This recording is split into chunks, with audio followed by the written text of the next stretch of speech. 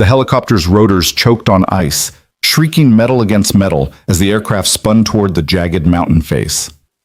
Inside the cockpit, billionaire CEO Sloan Harker pressed her hand against the gushing wound on her forehead and screamed at the slumped pilot, "Get up, please!" But he didn't move. Sparks erupted from the control panel. The smell of burning fuel filled her lungs. Through the whiteout blizzard, she saw nothing but death, until a figure materialized out of the storm like a ghost, running straight into the inferno without hesitation, as if he'd been waiting his entire life for this exact moment. If you want to know how a quiet single father became the only man willing to save the woman connected to his darkest tragedy, and how one rescue in a blizzard unraveled a decade of buried lies, then stay with me until the very end. And if this story grabs you, hit that like button and drop a comment telling me what city you're watching from. I want to see how far this story can travel. The storm had been building for 3 days. Cal Mercer stood in the dim radar room of the Pinewood Mountain Control Station, his eyes fixed on the glowing screen that tracked the airspace over the northern peaks. Outside, the wind howled like something alive, rattling the windows and piling snow against the concrete walls. The room smelled like burnt coffee and old electronics. Cal's shift had started at 6 that morning, and it was now pushing midnight. His back ached, his eyes burned, but he didn't move. This was his life now. Quiet, isolated, safe. He scanned the radar one more time, then glanced at the framed photo on his desk. A little girl with wild brown curls and a gap-toothed grin, holding a toy helicopter in her small hands. Maddie. His daughter. His entire world. She was 8 years old, asleep in the small cabin 2 miles down the mountain, probably dreaming about pancakes and Saturday cartoons. Cal's chest tightened the way it always did when he thought about her. She was the reason he got up every morning, the reason he kept going when everything inside him wanted to shut down. The radio crackled. "Pinewood Control, this is November 7-3 Delta. We've got a situation." Cal straightened, his hand moving to the transmitter. "November 7-3 Delta, this is Pinewood Control. Go ahead." The voice on the other end was tight, clipped, professional, but Cal heard the edge of panic underneath. "We've lost navigation. Instruments are failing. Visibility is 0. We're trying to climb out, but..." Static erupted across the line. "November 7-3 Delta, say again. You're breaking up." More static. Then a burst of sound, wind, shouting, the high-pitched whine of failing engines. "Descending fast, can't see. Mountain..." The radar blip flickered, then vanished. Cal's blood turned to ice. "November 7-3 Delta, do you copy? Repeat, do you copy?" Silence. He keyed the emergency channel, his voice sharp and controlled despite the adrenaline flooding his veins. "All stations, this is Pinewood Control. We have a distress situation. Aircraft November 7-3 Delta. Possible crash in the northern range. Last known altitude 4,000 feet, heading 270. Repeat, possible crash." The response came fast. Dispatch coordinating search and rescue. Air traffic rerouting other flights. Emergency protocols snapping into place. But Cal barely heard it. His eyes were locked on the empty space where the radar blip had been. He knew this mountain. He knew what happened to aircraft that went down in a blizzard at 4,000 feet. He grabbed his coat and headed for the door. "Cal, wait." It was Jennings, the night supervisor, a heavy-set man with graying hair and a permanent frown. "Search and rescue won't launch until the storm clears, you know that." Cal didn't slow down. "Then someone needs to be ready when it does." "You can't go out there, not in this." Cal stopped, his hand on the door handle, and turned to face Jennings.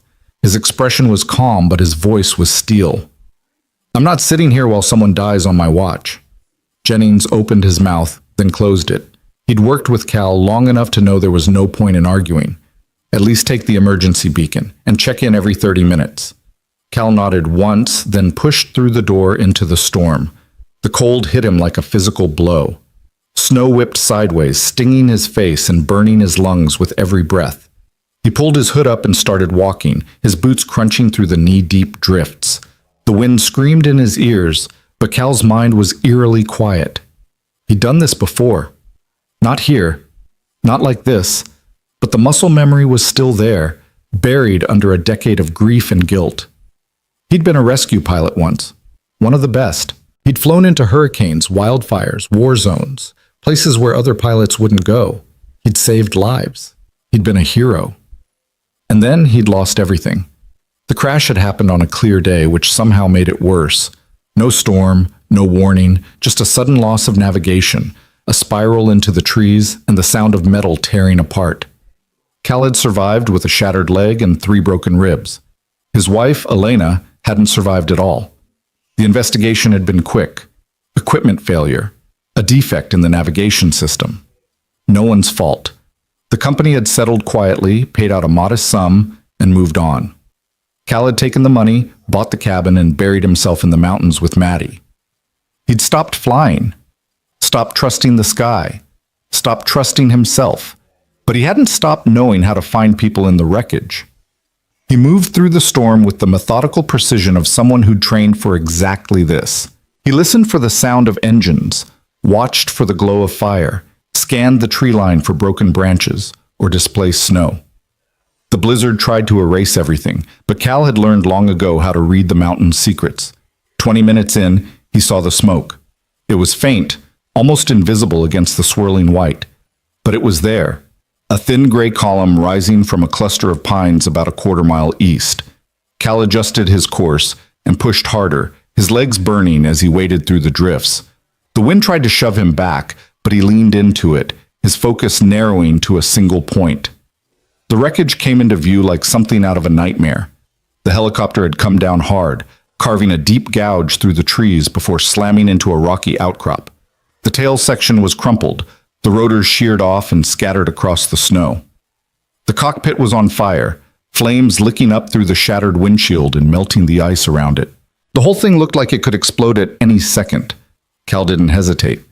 He ran straight toward it, his mind already calculating angles, fuel load, structural integrity. The heat hit him first, then the smell. Burning fuel, scorched metal, something worse underneath. He reached the cockpit and looked inside. 2 people. The pilot slumped forward, unconscious or dead. And in the passenger seat, a woman with dark hair and a bleeding head wound, her eyes wide and glassy with shock. She saw him and screamed, "The fuel tank! It's going to blow!" Cal ignored her. He grabbed the door handle, hot enough to burn through his glove, and wrenched it open. The woman shrank back, her breath coming in short, panicked gasps. "I'm getting you out," Cal said, his voice calm and absolute. "Don't fight me." "The pilot. I'll get him next. You first." He reached in, unclipped her harness, and pulled her out of the seat.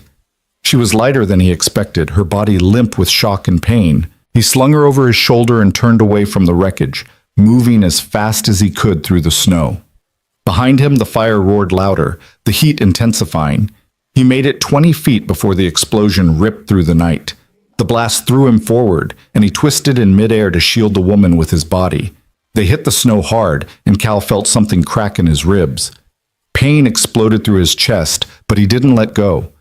He rolled to his feet, still holding her, and kept moving until they were far enough from the flames to breathe. He set her down gently, checking her pulse, her pupils, the wound on her forehead. She was conscious, barely, her eyes unfocused, and her lips moving soundlessly. "Stay with me," Cal said. "What's your name?" She blinked, trying to focus on his face. "Sloan. Sloan, listen to me. You're going to be okay. I need to go back for the pilot." Her hand shot out, grabbing his arm with surprising strength. "He's dead. I checked. Before the crash. He's gone." Cal looked back at the wreckage, now fully engulfed in flames. If the pilot was dead before impact, there was nothing he could do. And staying here meant they'd both freeze. "Can you walk?" Sloan tried to stand, then collapsed. I can't feel my legs." Cal didn't waste time. He lifted her again, this time cradling her against his chest, and started the long trek back through the storm. The wind had gotten worse, the visibility down to almost nothing. He navigated by memory, by instinct, by the faint glow of the control station lights in the distance. It took 40 minutes to reach the cabin. By the time he kicked the door open, his arms were numb, and his lungs were on fire. He carried Sloan inside, laid her on the couch, and immediately started stripping off her wet clothes. She didn't protest. She was shivering violently, her skin pale and waxy, her eyes half closed. Cal worked fast. He wrapped her in blankets, built up the fire, heated water on the stove. He cleaned the wound on her forehead, deep but not life-threatening, and bandaged it with steady hands. Then he made her drink hot broth, forcing it down even when she turned her head away. "Stay awake," he said. "You've got a concussion. You need to stay awake." Sloane's eyes fluttered open. "Who are you?" "Cal Mercer." "Why did you come into the storm?" Cal didn't answer right away. He stared into the fire, his jaw tight, his hands still shaking from the adrenaline crash. "Because no one else would." "That's insane." "Maybe." Sloane studied him through the haze of pain and exhaustion. "You're not just some radar guy, are you?" Cal's expression hardened. "I used to be a pilot. Rescue operations. That was a long time ago." "Why did you stop?" "Because people die when I fly." The words came out flat, final, and Sloane didn't push. She closed her eyes again, her breathing evening out. Cal watched her for a long moment, then stood and walked to the window. The storm was still raging outside, but inside the cabin, it was warm, safe, quiet. Maddie's bedroom door creaked open, and a small voice called out, "Dad?" Cal turned to see his daughter standing in the hallway, clutching her stuffed rabbit and rubbing her eyes. "Hey, Mads, did I wake you?" Maddie looked past him to the woman on the couch. "Who's that?" "Someone who needed help." "Is she okay?" "She will be." Maddie patted over and leaned against Cal's leg, staring at Sloane with wide, curious eyes. "Is she staying?" "Just for the night, until the storm clears." "Okay." Maddie yawned. "Can we have pancakes tomorrow?" Cal smiled, the tension in his chest easing just a little. "Yeah, kiddo, pancakes." Maddie nodded, satisfied, and shuffled back to her room. Cal listened until he heard the door close, then returned to the couch. Sloane was asleep now, her breathing steady. He sat down in the armchair across from her and let his head fall back against the cushion. He'd saved her. He'd done the right thing. So why did it feel like he just opened a door he'd spent 10 years trying to keep locked? The next morning, the storm had passed. Sunlight streamed through the cabin windows, turning the snow outside into a blinding white expanse. Cal woke stiff and sore, his ribs aching from the explosion. He checked on Sloane first, still asleep, but her color was better, then went to make breakfast. Maddie bounced into the kitchen, already dressed and full of energy. "Is she awake yet?" "Not yet." "Can I meet her?" "When she wakes up." Maddie grabbed a chair and climbed onto it, watching Cal flip pancakes with the intensity of a scientist observing an experiment. "Dad, you saved her life, right?" Cal glanced at his daughter. "I got her out of the wreck, that's all." "That's a lot."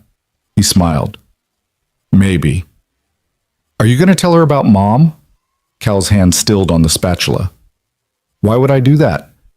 "Because you always get quiet when you save people, like you're thinking about her." Kids saw too much. Cal turned back to the stove, his throat tight. "Eat your pancakes, Mads." Behind them, Sloane stirred on the couch. Cal heard the rustle of blankets, the sharp intake of breath as she tried to sit up. He set the spatula down and walked over, Maddie trailing behind him. Sloane's eyes were clearer now, but filled with confusion. She looked around the cabin, the worn furniture, the stone fireplace, the photos on the mantel, and then at Cal. "Where am I?" "My cabin, about 2 miles from the crash site." She touched the bandage on her forehead, wincing. "You pulled me out." "Yeah." "And the pilot?" Cal shook his head. Sloane's face crumpled, and she pressed her hands to her eyes. "God, oh God, Marcus, he was supposed to retire next month." Cal didn't say anything. There was nothing to say. Maddie, however, had no such filter. She stepped forward and extended her hand solemnly. "Hi, I'm Maddie. You're really pretty, even with the bandage." Sloane blinked, then laughed, a raw, startled sound that was half sob. "Thank you, Maddie. That's very kind. Do you like pancakes?" Yes, I think so." "Good. Dad makes the best pancakes. Come on." Maddie grabbed Sloane's hand and tugged her toward the kitchen. Cal followed, watching as his daughter chattered away, completely unfazed by the fact that they had a half-frozen, traumatized stranger in their house. Sloane moved carefully, favoring her left leg, but she managed to sit at the table without collapsing. Cal set a plate in front of her. Eat, you need the calories. Sloane picked up a fork, then paused. I don't even know how to thank you. You don't need to. You risked your life for me. You didn't even know who I was. Cal poured himself coffee, his back to her. Doesn't matter who you are. You needed help. It matters to me. He turned, meeting her eyes for the first time in full daylight. They were gray, sharp, despite the exhaustion, and there was something in them, intelligence, guilt, grief, that made him look away again. Maddie filled the silence. Dad used to be a pilot, a really good one, but he doesn't fly anymore because Mads. Cal's voice was gentle but firm. That's enough. Maddie looked at him, then at Sloane, then back at her pancakes. Okay. Sloane didn't push. She ate slowly, mechanically, her mind clearly somewhere else. When she finished, she set the fork down and said quietly, I need to make some calls. The company, people will be looking for me. Cal pulled out his phone and handed it to her. Service is spotty, but it should work. She took it, her fingers brushing his for a brief second. Thank you. Cal stepped back, putting distance between them. I'll be outside, clearing the path.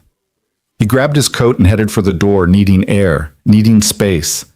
Maddie stayed inside with Sloane, her cheerful chatter a muffled hum through the cabin walls. Outside, the world was blindingly bright. Cal shoveled snow with more force than necessary, his mind racing. He'd seen the helicopter's tail number before the explosion. November 73 Delta. He'd logged it in the radar system, tagged it as a private executive flight, but he hadn't connected it to anything else. Until now. Because now, in the clear light of morning, he remembered where he'd seen that registration before. It belonged to Harker Aviation, the same company that built the helicopter that killed his wife. Sloane made her calls. The first was to her assistant, who answered on the second ring with a panicked, Ms. Harker, oh my God, we've been trying to reach you all night. I'm alive, Jenna. The pilot didn't make it. There was a sharp intake of breath on the other end. Marcus is, yes. Sloane's voice cracked. Contact his family. Make sure they have everything they need, and get a team to the crash site as soon as possible. Already in motion, the FAA is involved. They want to talk to you as soon as you're cleared. I know. Are you hurt? I'll survive. Listen, Jenna, I need you to pull the maintenance logs for November 73 Delta. Everything from the last 6 months. Why? Because something went wrong, and I need to know if it was us. There was a pause. Miss Harker, the legal team is going to advise you not to I don't care what they advise. I want those logs on my desk the second I'm back in the city. Understood. Sloane ended the call and sat in silence, staring at the phone in her hands.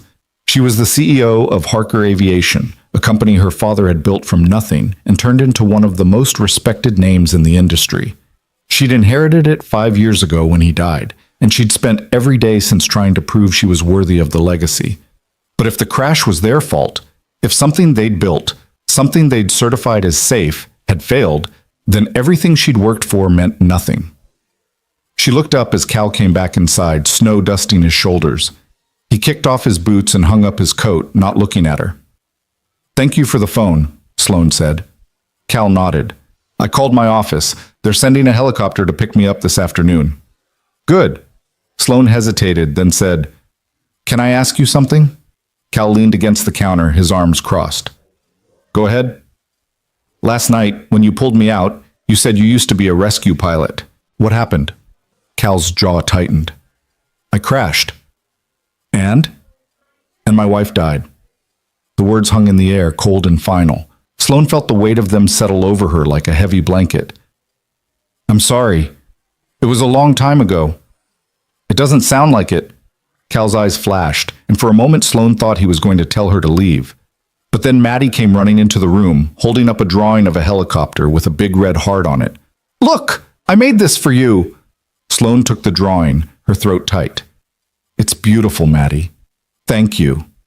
Maddie beamed. Dad says you're leaving today. I have to, but I won't forget this. Either of you. Maddie nodded seriously. Good. Because Dad doesn't let just anyone eat pancakes in our house. Sloane laughed despite everything, and for a brief moment the cabin felt warm again. But then the sound of rotor blades echoed across the valley, and the moment shattered. The rescue helicopter landed in the clearing behind the cabin, its rotors kicking up a whirlwind of snow. Two medics jumped out, followed by a man in an expensive suit who looked deeply out of place in the wilderness. "Miss Harker!" The man rushed toward her, his face pale with relief. "Thank God you're alive." Sloane stood, wincing as her leg protested. "I'm fine, David. Mostly." David, her head of legal, glanced at Cal, then back at Sloane. "We need to get you to a hospital, and we need to debrief. The FAA is already asking questions." "I know." The medics approached, but Sloane waved them off. "I can walk." She turned to Cal, who stood in the doorway with Maddie tucked against his side. "I don't know how to repay you." Cal's expression was unreadable. "You don't owe me anything." "I do. You saved my life." "I did what anyone would do." "No," Sloane said quietly. "You did what almost no one would do." She held his gaze for a long moment, then turned and limped toward the helicopter. David helped her into the passenger seat, and the medics began checking her vitals. The engines roared to life, and the helicopter lifted off, snow swirling in its wake. Cal watched until it disappeared over the ridge. Maddie tugged on his sleeve. "Will we see her again?" "I don't know, kiddo. I hope we do. I liked her." Cal ruffled her hair but didn't answer. He went back inside and closed the door, shutting out the cold and the noise and the memory of gray eyes that had looked at him like he was something more than a broken man hiding in the mountains. But later that night, after Maddie was asleep, Cal went down to the basement. He hadn't been down there in years. It was where he kept everything from his old life: flight manuals, gear, photos he couldn't bring himself to look at. And in the back corner, covered in dust, was a box labeled Elena. He opened it with shaking hands. Inside were her things, her flight jacket, her logbook, and at the very bottom, sealed in plastic, were the remnants of the crash investigation, reports, diagrams, and a single scorched circuit board that the FAA had returned to him with a note. Defective component, case closed. Cal pulled out the circuit board and held it up to the light. He'd never looked at it closely before. He'd been too angry, too broken, too lost in grief to care about the technical details. But now, in the quiet of his basement, he saw something he'd missed a decade ago. A manufacturer's stamp. Small, almost invisible, etched into the metal. Harker Aviation. Cal's blood ran cold. He set the board down carefully, his mind racing. Sloane Harker, CEO of Harker Aviation, the woman he'd saved, the woman whose company had built the system that killed his wife. And now she'd crashed in the same mountains, in the same kind of storm, with the same kind of navigation failure. Cal sat down hard on the basement floor, his hands pressed to his face. This wasn't over, not even close. Cal didn't sleep that night.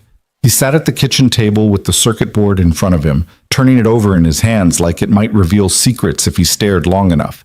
The manufacturer's stamp glared back at him, small and damning. Harker Aviation. The same company. The same flaw. 10 years apart. It couldn't be a coincidence. By the time dawn broke, Cal had made a decision. He needed answers, and the only person who could give them to him was the woman he'd pulled from the wreckage. Maddie found him still sitting there when she came down for breakfast, her hair sticking up in every direction. She climbed into the chair across from him and studied his face with the unnerving perception of a child who'd learned to read her father's moods before she could read books. "You didn't sleep again," she said. "I'm fine, Mads." "That's what you always say." She reached across the table and patted his hand. "Are you thinking about the helicopter lady?" Cal's jaw tightened. "Her name is Sloane." "Are you thinking about Sloane?" "Yeah." "Because of Mom?" Cal looked at his daughter, at her serious brown eyes and the worried crease between her brows that made her look far older than 8. He'd tried so hard to shield her from his grief, but kids were like water. They found every crack, every weakness, every hidden truth. "Because of a lot of things," he said quietly. "But yeah, because of Mom, too." Maddie nodded like this made perfect sense. "Are you going to go see her?" "Maybe." "Good. You should. She seemed nice. And she needs to know you're not just some guy who lives in the woods. Cal almost smiled. What am I then? A hero. Duh. He did smile then, brief and painful. I'm not a hero, kiddo. You are to me. Maddie hopped off the chair and grabbed the cereal box. And probably to her too, even if she doesn't know it yet. Cal watched his daughter pour cereal with the confidence of someone who just solved all the world's problems, and he felt the weight in his chest shift slightly. Not gone. Never gone. But manageable. Hey, Mads? Yeah? I love you. You know that, right? Maddie rolled her eyes in that way only 8-year-olds could. Obviously, Dad. Now eat something. You look terrible. 3 days later, Cal stood outside the glass tower that housed Harker Aviation's headquarters in downtown Seattle. The building rose 40 stories into the gray sky, all steel and reflective windows, the kind of place that made people like him feel small and out of place. He'd driven 6 hours through the mountains to get here, leaving Maddie with Mrs. Chen from down the road, a retired teacher who loved baking cookies and asking no questions. Cal had the circuit board in his jacket pocket, wrapped carefully in plastic. He'd also brought printed copies of Elena's crash report, highlighted and annotated. He didn't know what he was going to say, didn't know if Sloan would even see him. But he knew he couldn't stay in that cabin with these questions burning a hole through his chest. The lobby was massive, filled with sleek furniture and giant photographs of helicopters in flight. A receptionist sat behind a curved marble desk, looking like she'd been hired specifically to intimidate visitors. Cal approached, his boots squeaking on the polished floor. I'm here to see Sloan Harker. The receptionist barely glanced up. Do you have an appointment? No. Then I'm afraid Ms. Harker isn't available. Tell her Cal Mercer is here. She'll know who I am. The receptionist's fingers paused on her keyboard. She looked at him properly for the first time, her expression shifting from dismissive to uncertain. Please wait here. She picked up the phone and turned away, speaking in a low voice. Cal stood in the middle of the lobby, feeling every set of eyes in the room tracking him. He looked like exactly what he was, a man from the mountains who didn't belong in places like this. The receptionist hung up and turned back to him, her professional mask firmly in place. Ms. Harker will see you, 38th floor. Someone will escort you. A security guard appeared and led Cal to the elevators. They rode in silence, Cal watching the numbers climb, his heart beating harder with each passing floor. When the doors opened, he stepped into a space that was all glass and clean lines, with a view of the city that made him feel like he was standing on the edge of the world. Another assistant, this one younger, sharper, more nervous, met him at the elevator. Mr. Mercer, right this way. She led him down a hallway lined with awards and framed magazine covers. Cal caught glimpses of Sloan in several of them, standing in front of helicopters, shaking hands with politicians, looking composed and confident in a way that felt alien compared to the terrified woman he'd carried through the snow. The assistant stopped at a set of double doors. Ms. Harker is finishing a call. She'll be with you in just a moment. Cal nodded, and the assistant disappeared, leaving him alone in the hallway. He took a breath, then pushed the doors open. The office was enormous. Floor-to-ceiling windows overlooked the city, and the furniture was minimal but expensive. A desk that looked like it cost more than Cal's truck, leather chairs, abstract art on the walls. And standing by the window with her back to him was Sloan. She turned when she heard the door, and for a moment, neither of them spoke. She looked different. The bandage was gone, replaced by a thin line of stitches near her hairline. She wore a dark suit, her hair pulled back, her expression guarded, professional, untouchable. But when their eyes met, something in her face softened. Cal, she said quietly, I wasn't sure you'd come. You knew I would. I hoped. She gestured to the chairs. Please, sit. Cal stayed standing. This isn't a social visit. Sloane's expression shifted, caution replacing warmth. What is it then? Cal pulled the circuit board from his pocket and set it on her desk. This. Sloane stared at it, her face going pale. Where did you get that? From my wife's crash, 10 years ago. The silence that followed was sharp enough to cut. Sloane picked up the circuit board with shaking hands, turning it over, her eyes finding the manufacturer's stamp. When she looked back at Cal, her voice was barely a whisper. This is one of ours. Yeah, it is. Cal, I don't understand. Your wife, her name was Elena. She was a pilot, medevac. She crashed on a clear day because her navigation system failed. Cal's voice was steady, but his hands were clenched at his sides. The investigation called it a defect. Case closed. No one was held accountable, and I buried her and spent the last 10 years trying to forget. Sloan set the circuit board down like it was radioactive. I'm so sorry. I didn't know. Why would you? You weren't running the company then. Your father was. Cal stepped closer, his eyes locked on hers. But you're running it now. And 3 nights ago, your helicopter went down in the same mountains, in the same kind of storm, with the same kind of navigation failure. Sloane's breath caught. You think it's connected? I know it is. Cal, that's... She stopped, her mind clearly racing. The investigation into my crash is still ongoing. We don't have conclusions yet. Then get them. It's not that simple. There are protocols, regulations, multiple agencies involved. I don't care about protocols. Cal's voice was sharp now, all the anger he'd buried for a decade rising to the surface.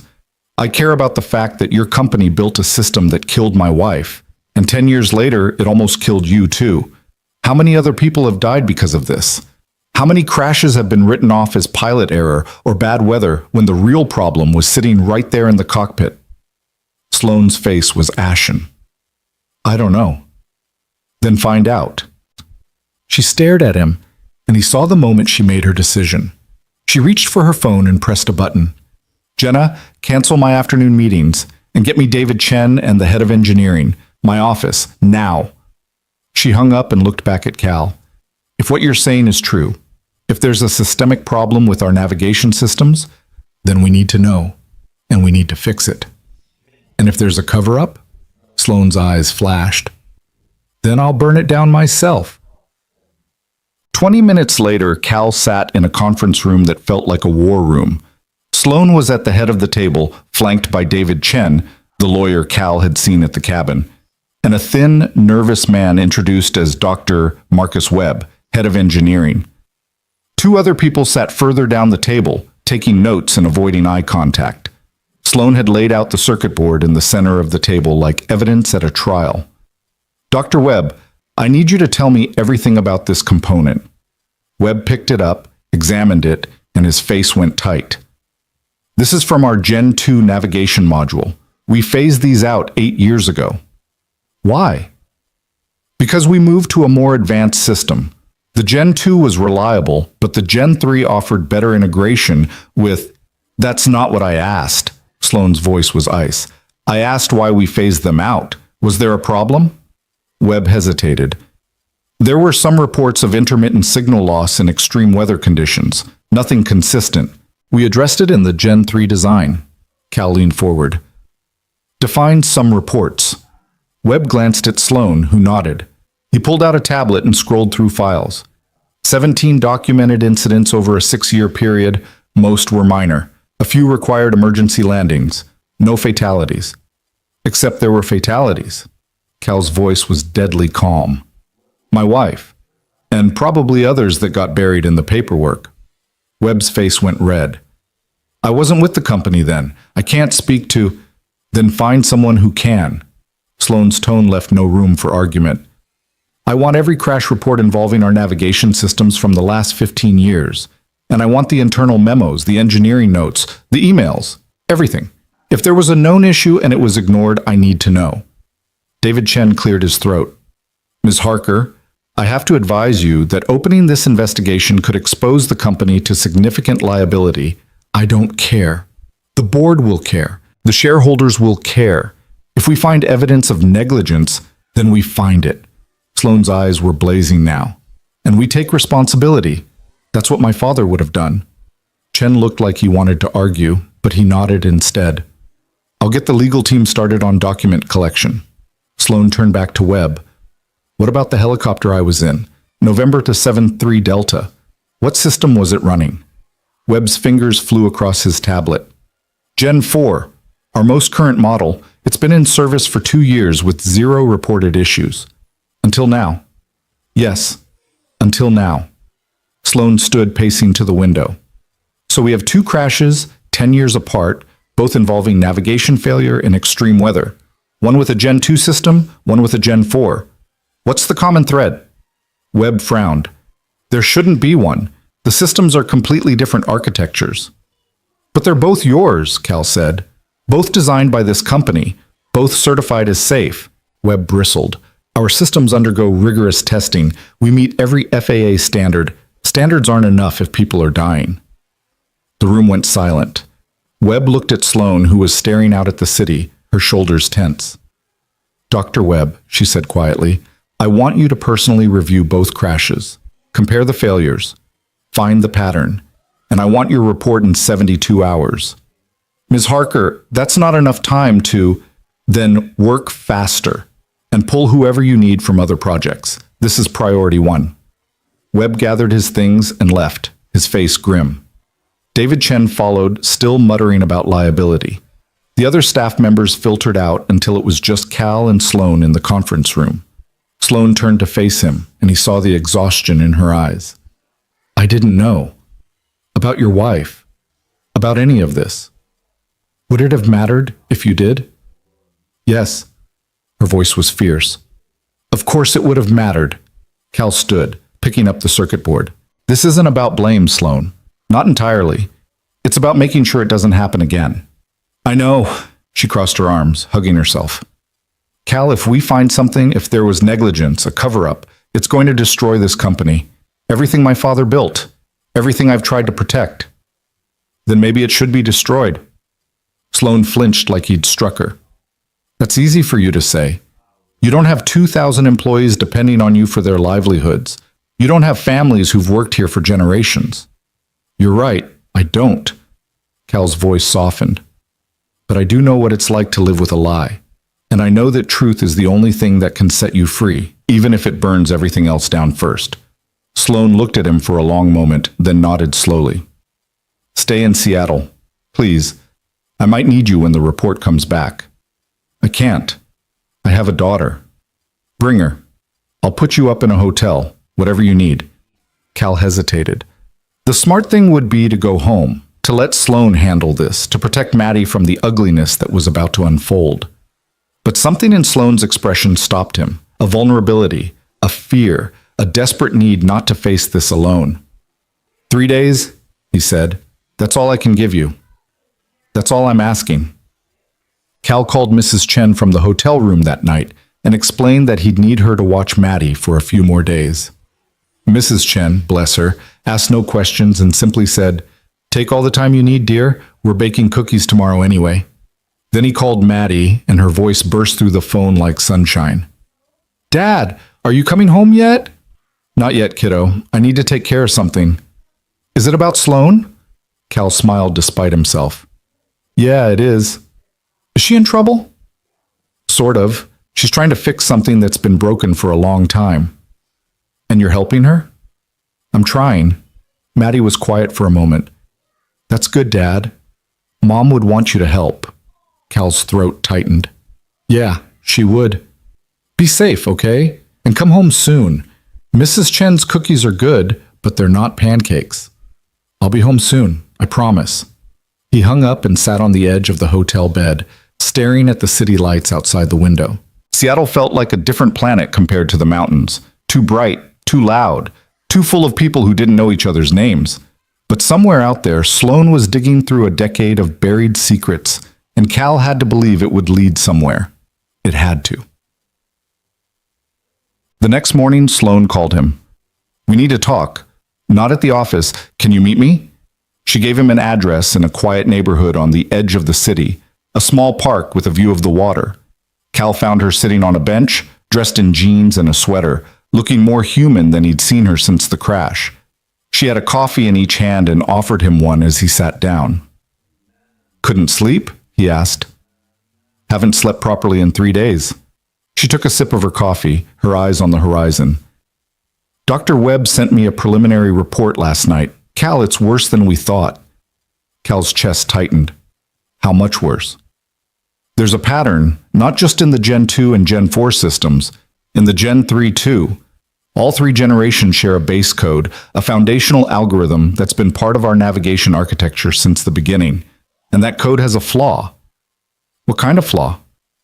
It's a fail-safe protocol designed to kick in during extreme weather.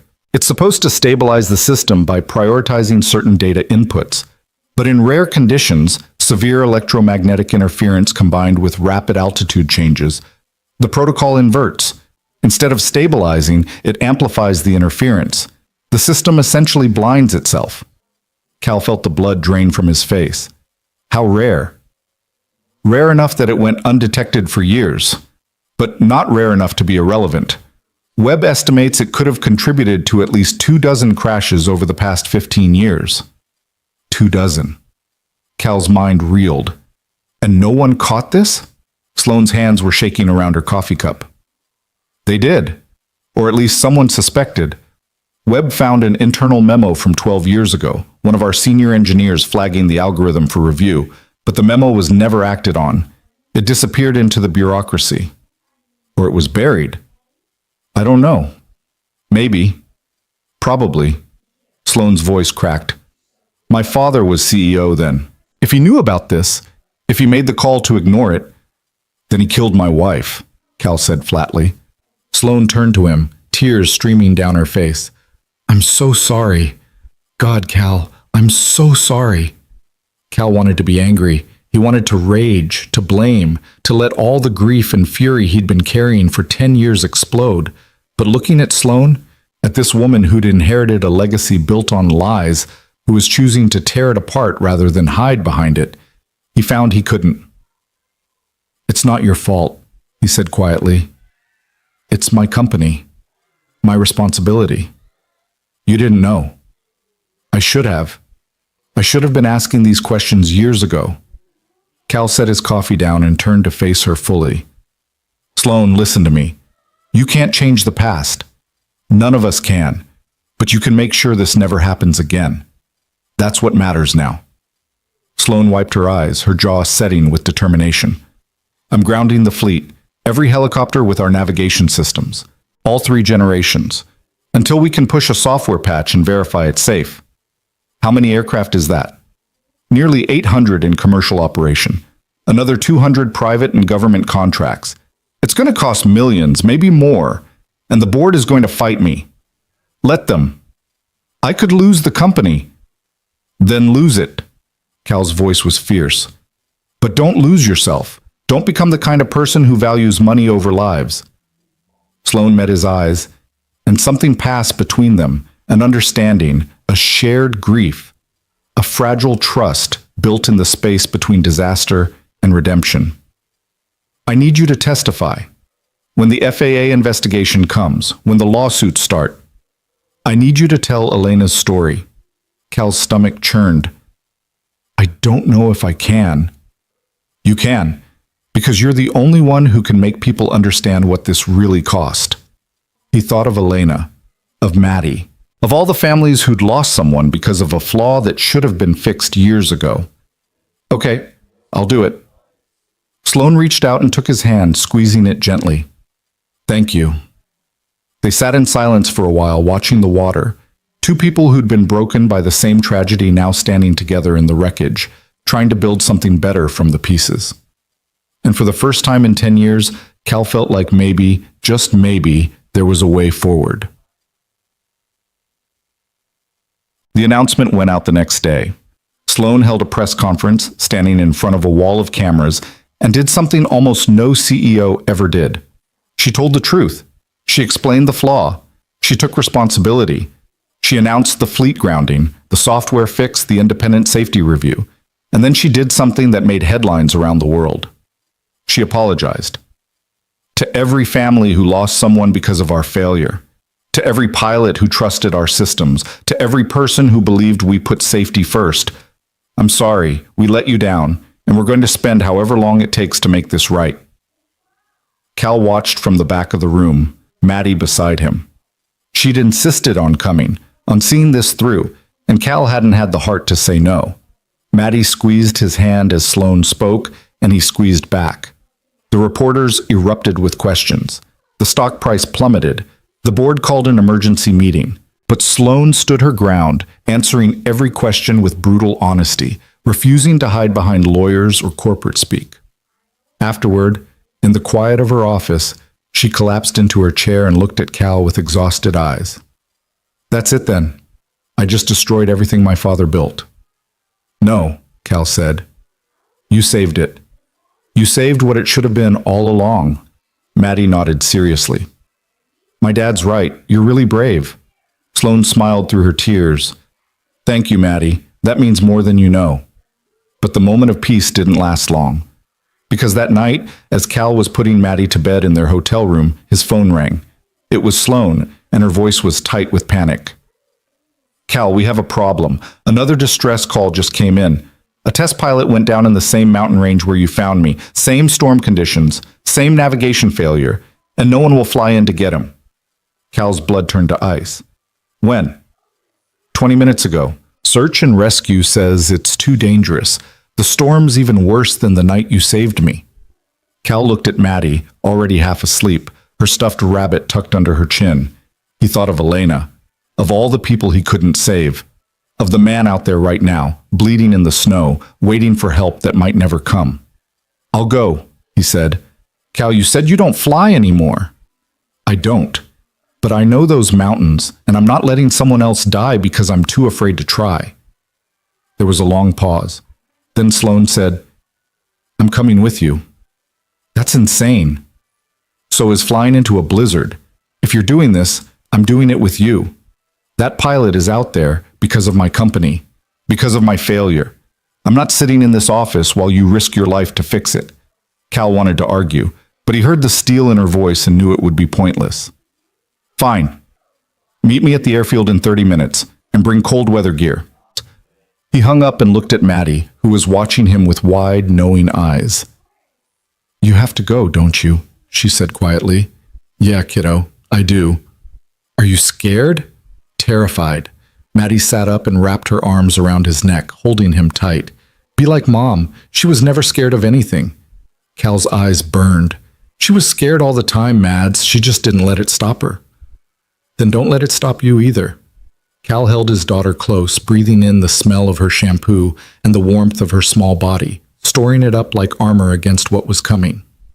Then he called Mrs. Chen, explained the situation, and waited for her to arrive. 20 minutes later, he kissed Maddie goodbye and walked out into the Seattle rain, heading toward the mountains and the storm and the man who needed saving. And toward Sloane, who was waiting for him with a helicopter and a choice neither of them could take back. The airfield was a small private facility on the outskirts of Seattle, the kind of place where wealthy people kept their personal aircraft and asked no questions about midnight flights. Cal pulled into the lot and saw Sloane standing beside a helicopter, her hair whipping in the wind, a heavy coat already zipped to her chin. A man in coveralls was doing a pre-flight check, his flashlight beam cutting through the darkness. Cal got out of his truck and walked toward her, his stomach tight with a familiar dread. He hadn't been inside a cockpit in 10 years, hadn't touched the controls, hadn't felt the sight slick under his palm, hadn't trusted himself with anyone's life, including his own. But the moment he saw the helicopter, muscle memory kicked in. His hands knew what to do, even if his mind was screaming at him to turn around. Sloane met him halfway, her face pale but determined. "This is Marcus. Different Marcus, not the pilot who died. He's our best mechanic. He's made sure this bird is perfect." Marcus nodded at Cal, his expression grim.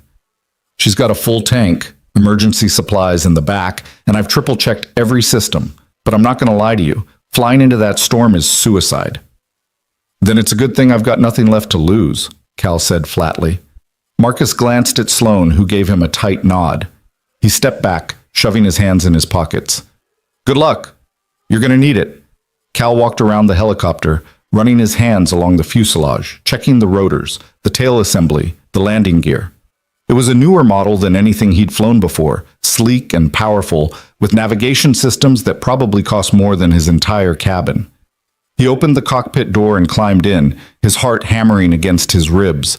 The controls were familiar and foreign all at once. The cyclic, the collective, the pedals. His hands found them automatically, settling into position like he'd never left. But his chest was tight, his breathing shallow, and when he closed his eyes, he saw Elena's helicopter spiraling into the trees, heard the sound of metal tearing, felt the helplessness that had nearly destroyed him. Cal! He opened his eyes. Sloane was standing beside the cockpit, her hand on the door frame. If you can't do this, tell me now. I'll find another way. Cal looked at her, at the guilt and determination etched into her face, and he thought about the pilot out there in the storm, someone's husband or father or son, bleeding and alone, waiting for a rescue that might never come. He thought about Elena, who'd flown into danger without hesitation because someone needed help, and he thought about Maddie's words, "Don't let it stop you." "I can do this," he said, "but you're not coming with me." Sloane climbed into the co-pilot seat and strapped herself in. "We already had this argument. Sloane, that pilot is out there because my company failed him. Because I failed him. I'm not sitting safe on the ground while you risk everything to fix my mistake." Cal wanted to fight her, to drag her out of the seat and lock her in Marcus's office until this was over. But he saw the same stubbornness in her eyes that he'd seen in Elena's, the same refusal to let fear dictate her choices. So he stopped arguing and started the pre-flight sequence instead. The rotors began to turn, slowly at first, then faster, the familiar thrum vibrating through the frame. Cal ran through the checklist by rote, his hands moving with a precision he didn't know he still possessed. Beside him, Sloane was silent, watching the instruments, her jaw set. Marcus's voice crackled through the radio. "You're clear for takeoff. Last known coordinates for the downed pilot are locked into your navigation system. But Cal, listen to me. The storm's moving fast. You've got maybe a 2-hour window before it gets too dangerous to even attempt extraction. After that, you're stuck out there too." "Understood," Cal said. "And one more thing. The test pilot. His name is Ryan Voss. He's 28 years old, just got engaged last month. His fiancée is on her way to the hospital right now, waiting for news." Cal's hands tightened on the controls. 28, the same age Elena had been. "We'll bring him home. I know you will. Good luck." Cal pulled up on the collective and the helicopter lifted off the ground. The moment they were airborne, something inside him shifted. The fear didn't disappear, but it receded, pushed back by a decade of training and instinct. He'd been born to fly. Even after everything, he still knew how to do this. They climbed into the night sky, leaving the lights of Seattle behind. Below them, the terrain shifted from city to forest to mountains, the peaks rising like jagged teeth against the darkness. The storm was visible on the horizon, a massive wall of swirling gray and white, lit from within by flashes of lightning. Sloane stared at it, her face tight. "That's what we're flying into?" "That's what we're flying into." "How bad is it going to be?" Cal didn't sugarcoat it. "Bad. The winds will try to throw us into the mountains. Visibility will drop to 0. Ice will form on the rotors and make the aircraft heavier, harder to control. And if the navigation system fails, we crash," Sloane finished quietly. "We crash." She was silent for a moment, then reached over and checked her harness, pulling it tighter. "Then we better make sure it doesn't fail." Cal almost smiled. "You sound like a pilot." "My father made me get my license when I was 20. He said if I was going to run an aviation company, I needed to understand what it felt like to be in the air." Her voice softened. "I haven't flown in years. Not since he died." "Why not?" "Because I was too busy running the company, too busy trying to prove I was good enough to carry his legacy." She laughed bitterly. "And now I find out his legacy was built on covering up a flaw that killed people." Cal glanced at her. "Your father didn't build the company alone. There were engineers, executives, board members. They all made choices. They all share the blame. But he was in charge. He set the tone. And if he chose profits over safety, if he chose to bury that memo instead of acting on it, then everything I believed about him is a lie." Cal didn't have an answer for that. He focused on flying instead, adjusting their course as they approached the storm. The first gusts of wind hit the helicopter, rocking it sideways. Sloane gripped the armrest, her knuckles white. "Talk to me about the navigation system," Cal said. "What's it telling us?" Sloane forced herself to look at the instruments, her voice steadying as she focused on the data. "We're on course. Coordinates locked. Distance to target is 32 miles. Weather radar? Heavy precipitation ahead, wind shear warnings, icing conditions above 3,000 feet. Then we stay below 3,000. The storm swallowed them whole. One moment they were flying through clear air, and the next they were inside a wall of wind and snow so thick that Cal couldn't see past the cockpit windows. The helicopter bucked and shuddered, the frame groaning under the strain. Ice began forming on the windshield, spreading in jagged patterns that obscured what little visibility they had left. Cal flew by instruments, his eyes locked on the altimeter, the airspeed indicator, the artificial horizon. Every muscle in his body was tense, his mind calculating angles and adjustments faster than conscious thought. Beside him, Sloane called out readings, her voice tight but controlled. Altitude 2,800 feet, airspeed dropping, wind gusts up to 50 knots. I see it. The helicopter dropped suddenly, caught in a downdraft. Cal corrected, pulling up hard, but another gust slammed them sideways. The rotor blades screamed, struggling to find purchase in the turbulent air. Cal, the ice... I know. Ice was accumulating on the rotors, adding weight and throwing off the balance. The helicopter was becoming sluggish, unresponsive, like flying a truck instead of an aircraft. Cal pushed the engines harder, compensating for the extra load, but he knew they couldn't sustain this for long. How far to the target? He asked. Sloane checked the navigation system, then her face went white. Cal, we've got a problem. What kind of problem? The navigation system. It's glitching. The coordinates are jumping. We're supposed to be 15 miles out, but it's reading 23, then 12, then... She hit the screen. It's not stable. Cal's blood ran cold. The same flaw. The same electromagnetic interference combined with rapid altitude changes. The algorithm was inverting, just like Dr. Webb had described. Can you switch to manual navigation? I don't know the terrain well enough. Do you? Cal did. He'd memorized these mountains after Elena's crash, studying every ridge and valley like a man looking for answers in topography. But flying blind in a storm with faulty instruments was suicide. We're too far in to turn back now, he said. We keep going. You stay on the navigation system even if it's unreliable. Call out anything that looks like a solid reading. I'll navigate by terrain recognition and dead reckoning. Dead reckoning? Cal, that's insane. It's all we've got. Another massive gust hit them, and this time the helicopter spun, a full 360 rotation that sent Sloane's stomach into her throat. Cal fought the controls, his hands moving in precise, desperate motions, bringing them back under control. But the strain was showing. Sweat ran down his face despite the cold, and his breathing was harsh and ragged. Cal, maybe we should turn back, find another way. There is no other way. That pilot has 2 hours at most. We're already 40 minutes in. Sloane looked at him, at the determination carved into his features, and she understood. This wasn't just about Ryan Voss. This was about every person Cal hadn't been able to save, every life lost to a flaw that should have been fixed, every ghost that haunted him in the dark. This was his chance at redemption. So she stopped arguing and focused on the instruments, calling out every scrap of useful data she could find. Altitude 2,600, airspeed 30 knots, heading's drifting, we're off course. Cal adjusted, banking hard to the left. Through a brief break in the snow, he caught a glimpse of a familiar rock formation, a massive granite outcrop shaped like a broken tooth. He knew that landmark. It meant they were close.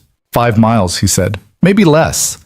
The navigation system is showing target proximity, but it's flickering. Ignore it. Trust me. Sloane did.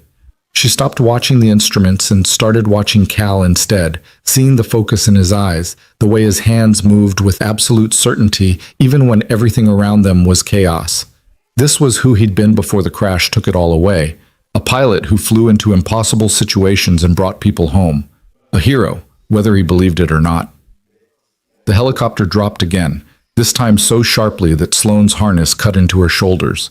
Cal brought them level, but the engines were screaming now, pushed beyond their limits.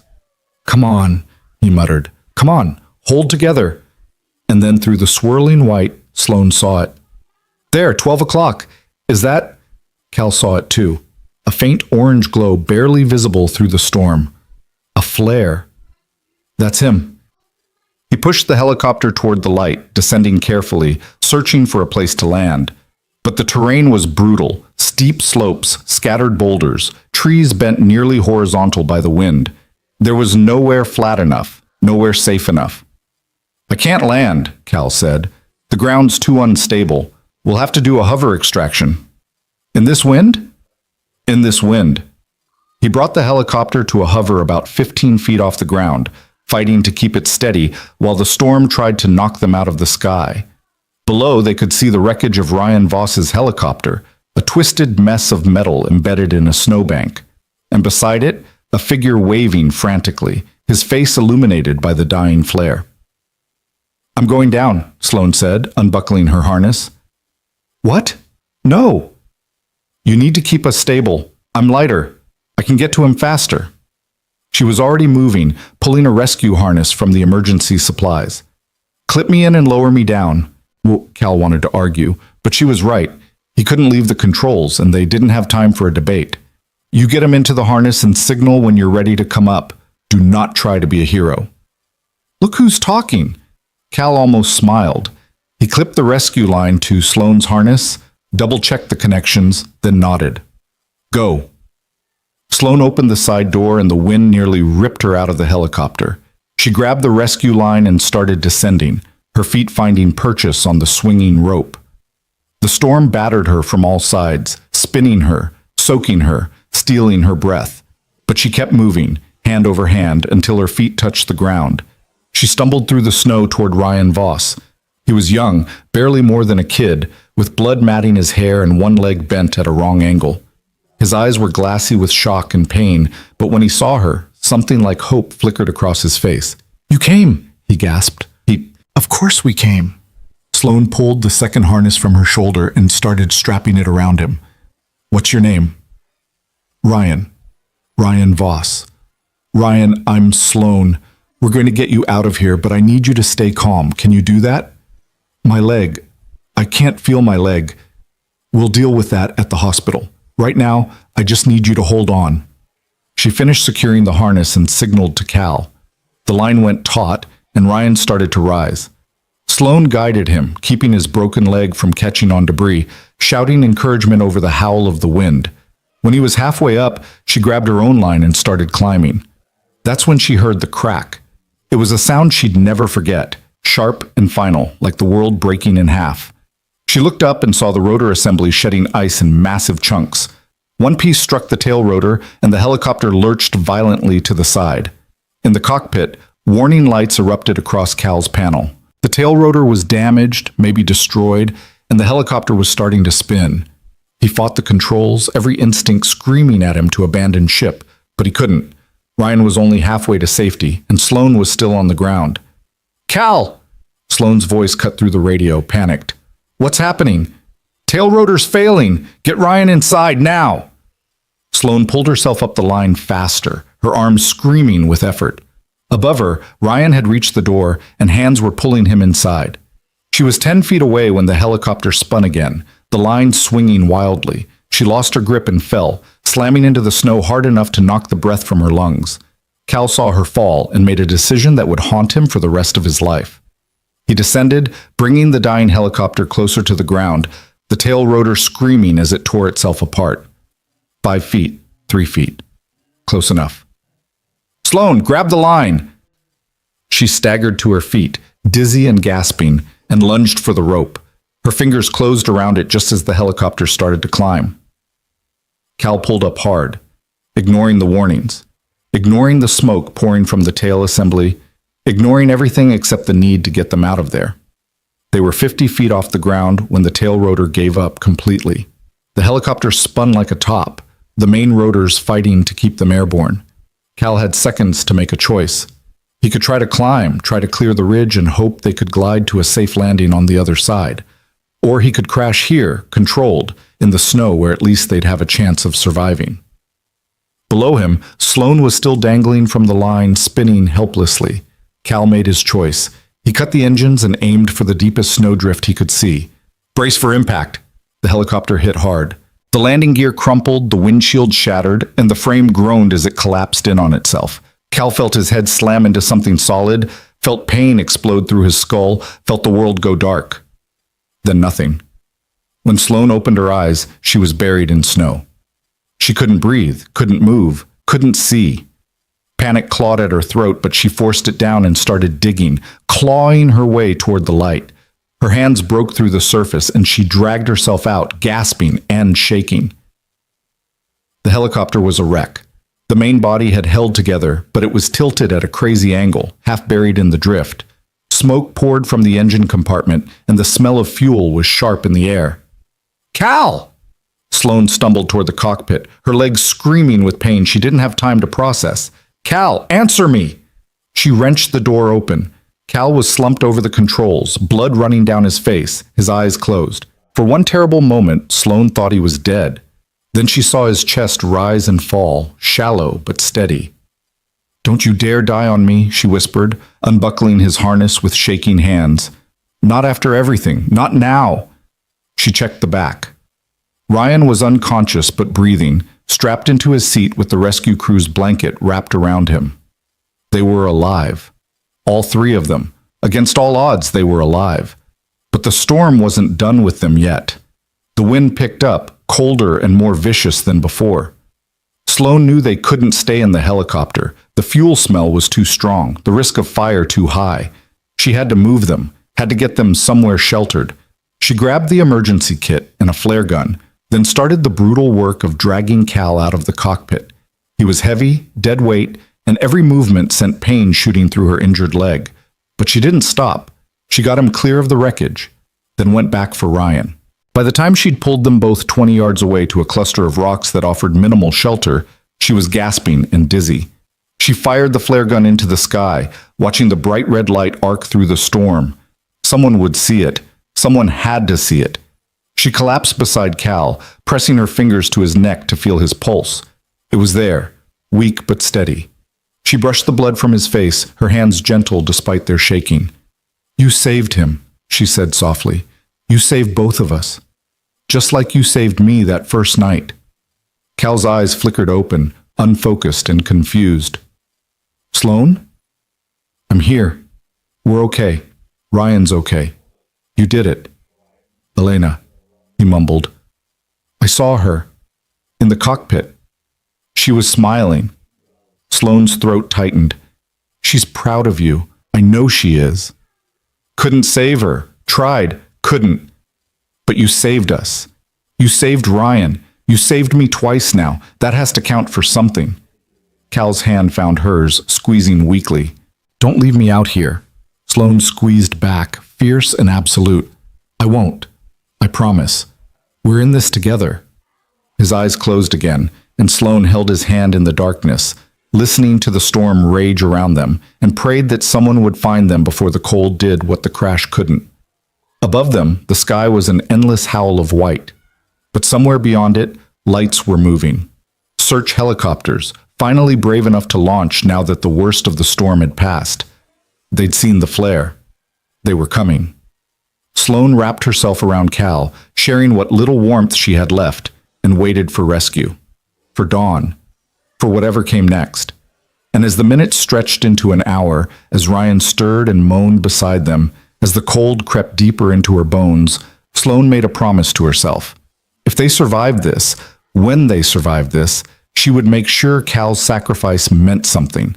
She would fix the company, face the lawsuits, tell the truth no matter how much it hurt. She would make sure Elena Mercer's death and every death after it hadn't been in vain. She owed Cal that much. She owed them all that much. The sound of rotors cut through the storm, real ones this time, not hallucinations.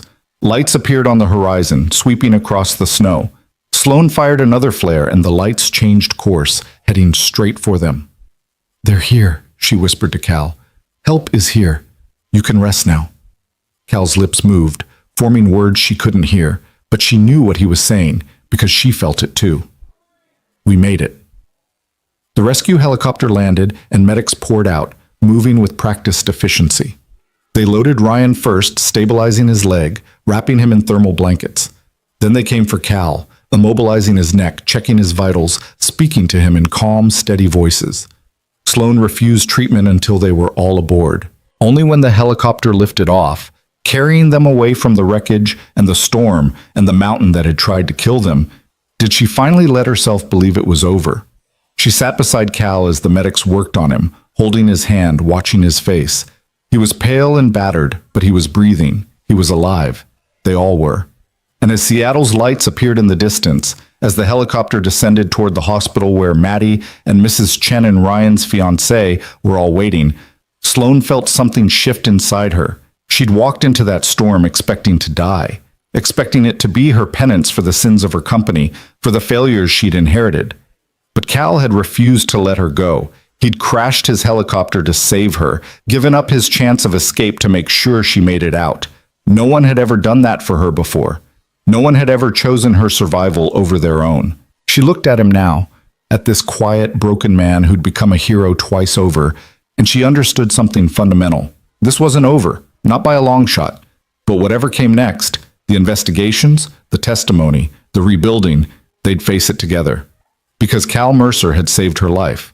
And Sloane Harker was going to make damn sure it was worth saving. The hospital hallway smelled like antiseptic and fear. Sloane sat in a plastic chair outside the ICU, her leg wrapped in a compression bandage, her body aching in places she didn't know could hurt.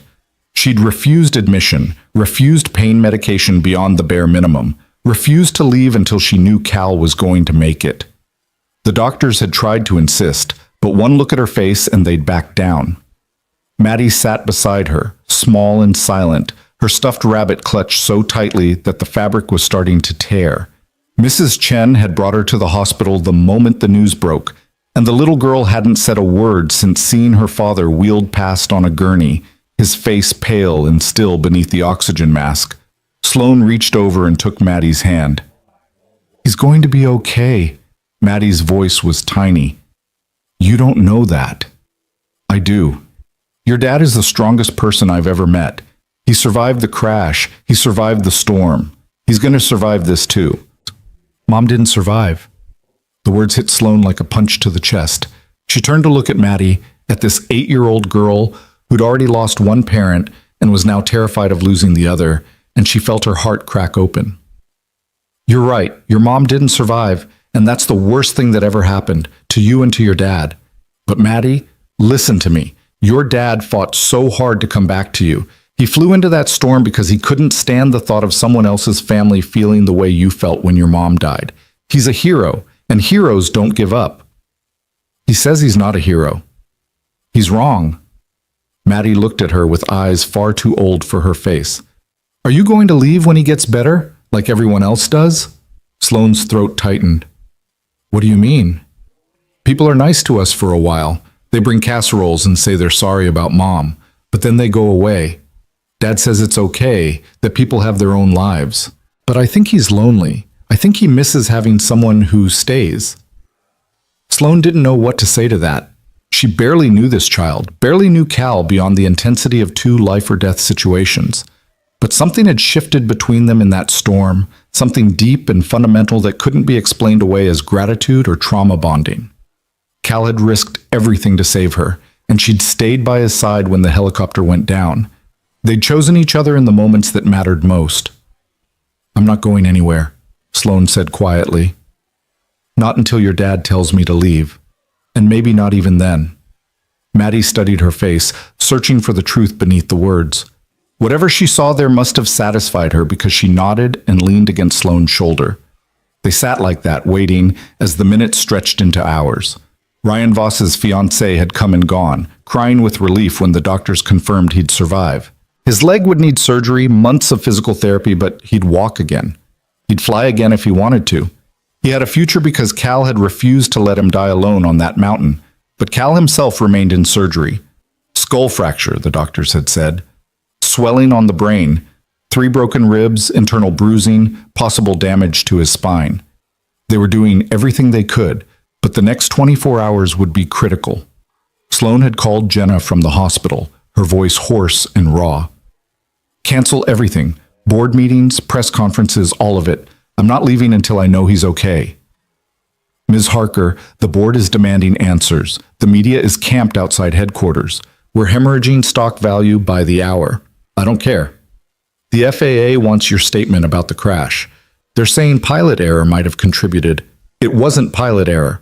Sloane's voice turned to ice. "Cal Mercer is the best pilot I've ever seen.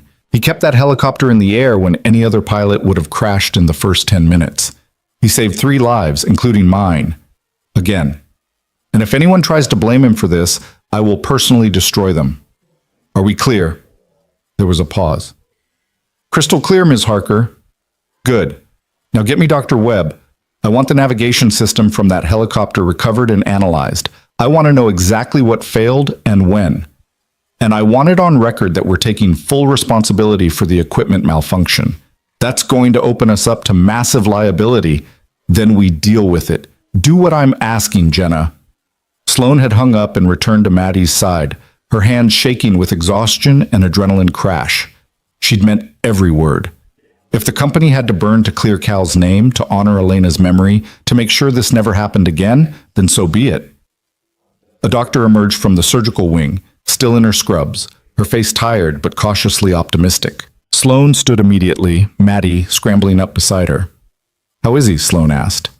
Stable. The surgery went well. We've relieved the pressure on his brain and the scans look better than we'd hoped, but he's not out of the woods yet. The next 48 hours are critical for monitoring brain function and watching for complications.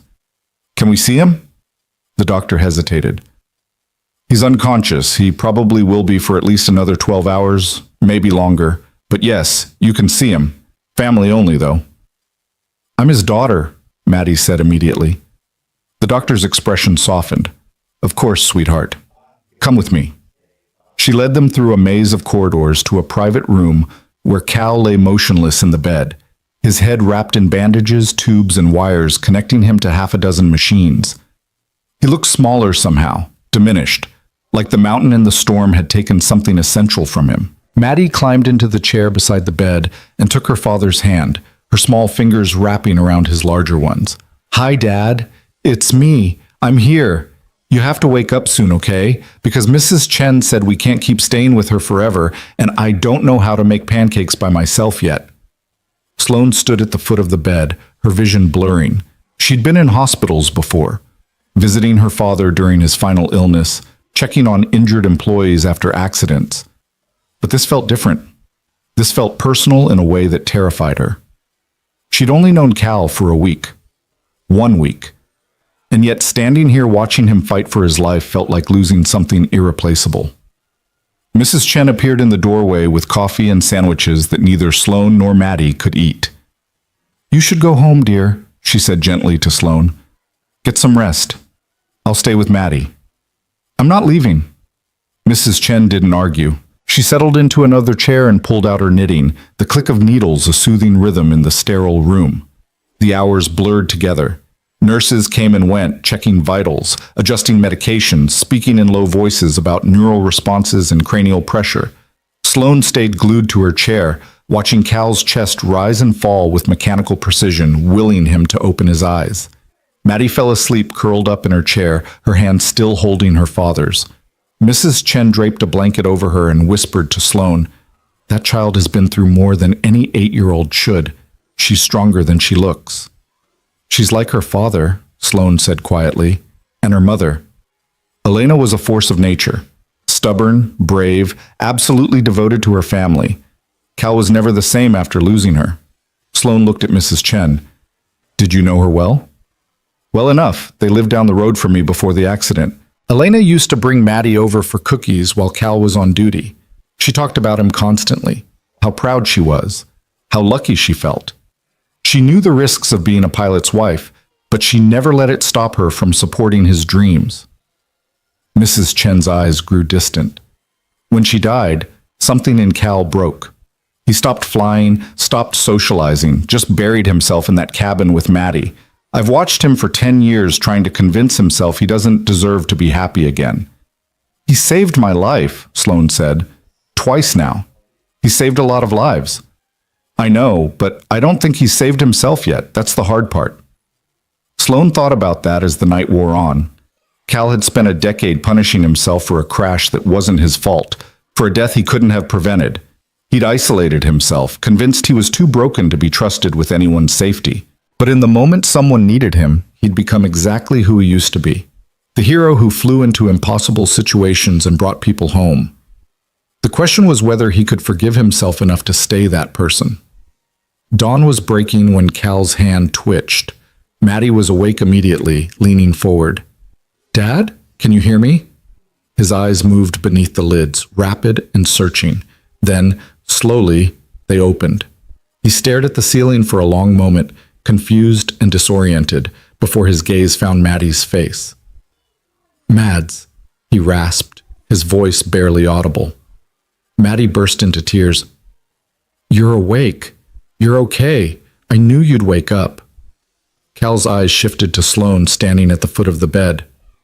"Sloane, Ryan. Ryan's alive. He's going to be fine. You saved him, Cal. You saved all of us." Cal closed his eyes, a single tear sliding down his temple. Crashed. Again. Because the navigation system failed. Not because of you. Never because of you. "Elena, wasn't your fault either." Sloane moved closer, her voice fierce. "Cal, listen to me. We found the flaw. We know what happened to her helicopter and to mine and to Ryan's. It's all connected, and we're going to fix it. But you need to understand something. None of this was your fault. Not 10 years ago, not 3 days ago. You're not the reason people died.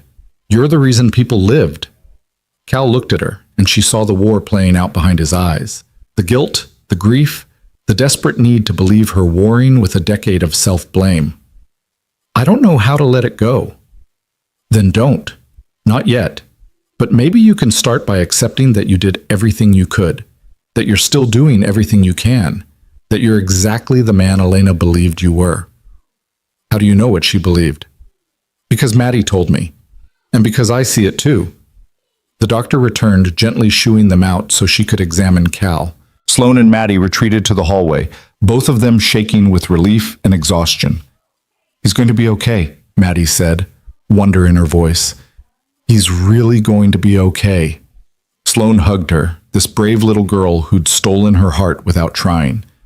"Yeah, kiddo, he really is." Over the next 3 days, Cal's recovery progressed faster than anyone expected.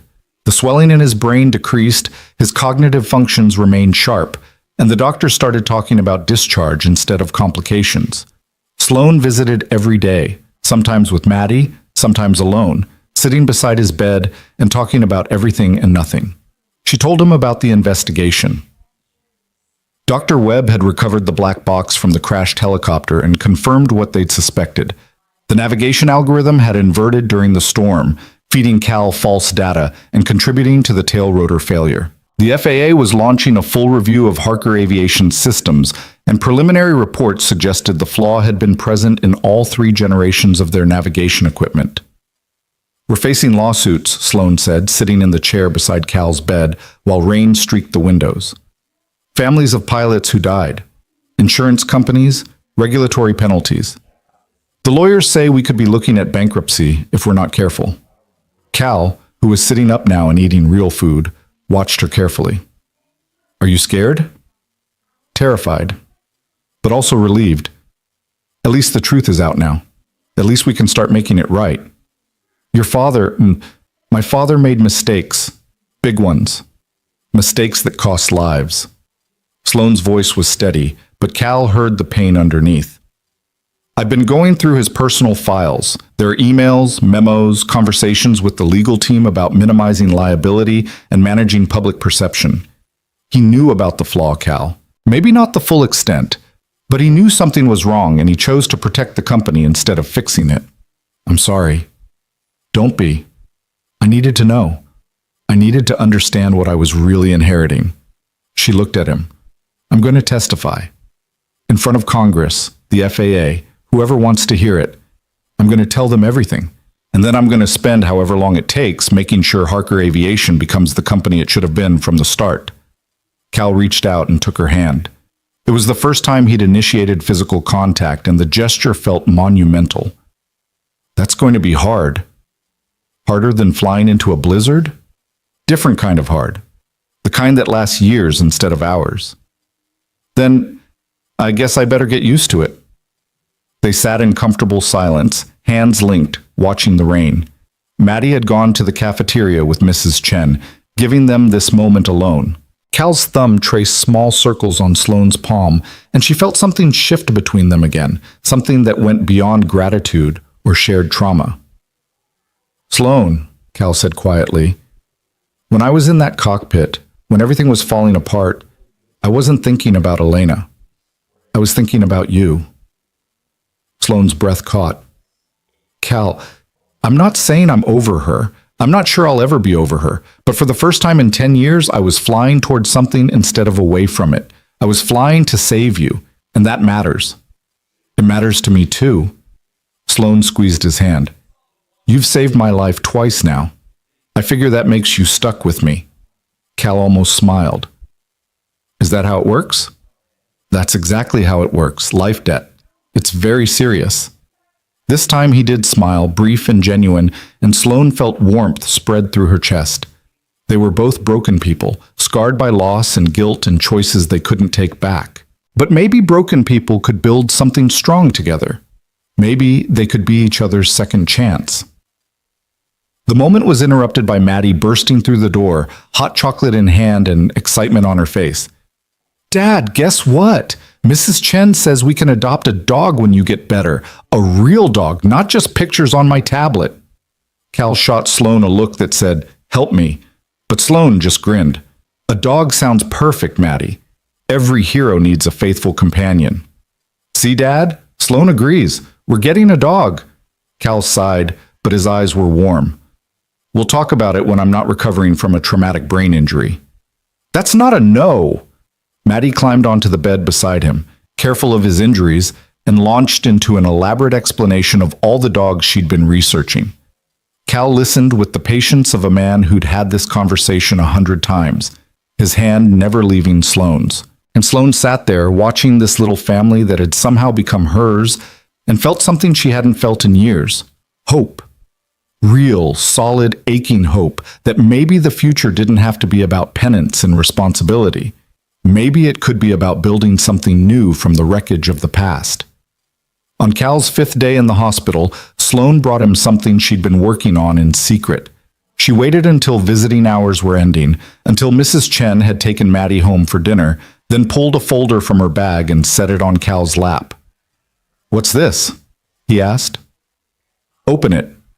Cal opened the folder and found a thick stack of documents, investigation reports, engineering analyses, testimony transcripts, and at the very top, a death certificate. Elena Mercer's death certificate.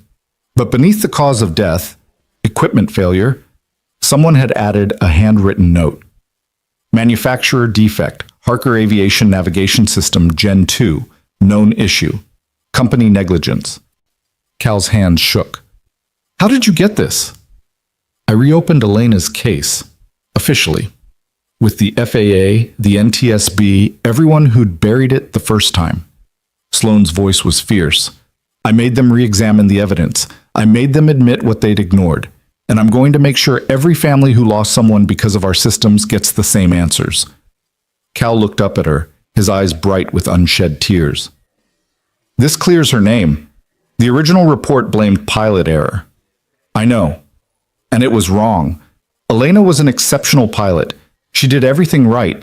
The system failed her. We failed her." Sloan's voice broke. "I can't bring her back, Cal. I can't undo what my company did. But I can make sure the truth is on record. I can make sure her death meant something." Cal set the folder aside and pulled Sloan into a hug, mindful of his healing ribs. She held him while he cried for the first time in a decade, held him through the grief and rage and relief of finally having answers. And when he was done, when his breathing had steadied and his grip had loosened, she whispered, "You don't have to carry this alone anymore. Let me help. Let us help." Cal pulled back, looking at her with red-rimmed eyes. "Why are you doing this? You barely know me." "Because you ran into a burning helicopter to save me without knowing who I was. Because you flew into a storm to save a stranger. Because you're a good man who deserves to be free of guilt that was never his to carry." Sloan touched his face gently. "And because somewhere along the way, I started caring about you. A lot." Cal stared at her, something vulnerable and terrified crossing his features. "Sloan, I don't know if I can be what you need. I'm still broken. I still wake up at night hearing the crash. I still see Elena's face and feel like I'm drowning. Then we'll be broken together. and maybe we'll figure out how to be whole again. No pressure, no expectations. Just two people trying to do better than yesterday. Cal touched her face, mirroring her gesture. I'd like that. Yeah? Yeah. They kissed then, soft and tentative, like two people learning how to trust again. It wasn't passionate or desperate. It was careful, hopeful. The first step toward something neither of them could quite name yet. When they pulled apart, Sloane was smiling through tears. So what happens now? Now you go testify in front of Congress and fix your company. And I go home and explain to Maddie why we're definitely not getting a dog anytime soon. You're getting the dog. I know, I'm just delaying the inevitable. They both laughed, and it felt like breathing after being underwater too long. 2 days later, Cal was discharged. Sloane drove him and Maddie back to the cabin, the three of them cramped in her rental car with Mrs. Chen following behind in Cal's truck. The mountains were green and alive, the storm long past, and as they climbed the winding roads toward home, Maddie chattered nonstop about school and dogs, and how famous her dad was now that the news had covered his rescue mission. Cal was quiet, watching the familiar landscape roll past, and Sloane reached over to take his hand. He squeezed back, grateful and exhausted and more at peace than he'd felt in years. When they reached the cabin, Maddie ran inside to make sure everything was perfect for her dad's homecoming. Mrs. Chen bustled in with groceries, determined to stock the fridge properly, and Cal stood in the doorway with Sloane, looking at the place that had been his prison and sanctuary for a decade. I used to think this cabin was where I'd spend the rest of my life, he said quietly, just me and Maddie, hiding from the world. And now? Now I think maybe it's just where I was waiting, for something, for someone, for a reason to step back into the light. Sloane leaned against him carefully, mindful of his injuries. I'm glad you waited. Me too. They stood there as the sun set behind the mountains, painting the sky in shades of gold and crimson, and for the first time since the night Elena died, Cal felt like the future was something to move toward instead of something to survive. And standing beside him, Sloane made a silent promise to the woman whose loss had brought them together. She'd protect Cal and Maddie. She'd fix what her company had broken. She'd make sure Elena Mercer's legacy was justice and truth, not buried secrets and corporate negligence. It wouldn't bring Elena back. Nothing could. But maybe, just maybe, it would give her family the peace they'd been denied for so long. And that was a start. The weeks that followed Cal's return home moved with the strange duality of healing, simultaneously too fast and achingly slow. His body mended faster than his spirit, the stitches coming out, the headaches fading, the ribs knitting back together until he could breathe without wincing. But the real work was happening in places no doctor could reach, in the quiet moments when he'd wake at 3 a.m. and find himself reaching for ghosts. Sloane stayed in Seattle, but she called every day, sometimes twice. They talked about everything. The investigation gaining momentum, the board meetings that turned hostile, the media circus that had set up permanent camp outside Harker Aviation headquarters. But they also talked about smaller things, what Maddie was learning in school, the stray dog that kept showing up at the cabin, the way the aspens were turning gold as autumn settled into the mountains. Congress wants me to testify next week, Sloane said one evening, her voice tight with exhaustion. Cal was sitting on his porch watching Maddie chase fireflies, the phone pressed to his ear. Full committee hearing. They're calling it an investigation into corporate negligence and aviation safety standards. Are you ready? I don't know. My lawyers want me to stick to prepared statements, admit nothing beyond what's already public record. But that's not what I'm going to do. Cal heard the determination in her voice, the steel that had kept her standing through everything. What are you going to do? I'm going to tell them everything about the flaw, the buried memo, my father's choices, about Elena and Ryan and every person who died because my company chose profits over safety. And then I'm going to outline exactly how we're going to fix it. They'll crucify you. I know, but it's the right thing to do. You taught me that. I didn't teach you anything. You already knew. Sloane laughed, but it was raw. You have more faith in me than I have in myself. Then borrow mine until yours catches up. There was a long silence filled with the sound of Maddie's laughter and distant thunder. Cal, when this is over, when the testimony is done and the investigations wrap up, I want to come back to the cabin, to you and Maddie, if that's okay. Cal's chest tightened in a way that had nothing to do with healing ribs. It's more than okay. I don't want to rush anything. I know we're both still figuring this out. Sloan, come back. However long you need to stay, whatever this becomes, just come back. He heard her exhale, shaky and relieved. Okay, I will. The night before Sloan's testimony, Cal couldn't sleep. He stood in the basement of his cabin, surrounded by boxes he'd avoided for a decade, finally ready to face what he'd been hiding from. Elena's things were carefully packed, preserved like museum pieces, her flight jacket still smelling faintly of her perfume, her logbook filled with her neat handwriting, photographs of the three of them before Maddie could even walk. He pulled out their wedding photo, studying Elena's face. She'd been so young, so full of life, laughing at something he'd said just before the camera clicked. He'd loved her with every particle of his being. Losing her had nearly destroyed him. But standing here now, holding her picture, Cal realized something fundamental had shifted. The grief was still there. It would always be there.